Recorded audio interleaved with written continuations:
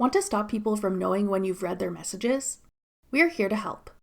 I'm Jessica, and in this video, I'll show you how to turn off read receipts on your iPhone. Now let's get started. To disable iMessage read receipts on iPhone, open your Settings app. Scroll down and tap Apps.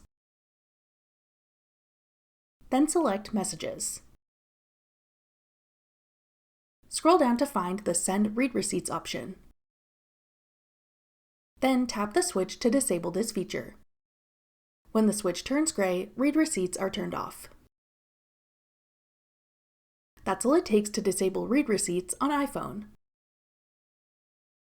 For more helpful iMessage tips and tricks, check out our full playlist of iMessage tutorials. Click the playlist on your screen now to watch. Thanks for watching. If you found this video helpful, we'd love it if you'd hit the like button below and subscribe to our channel.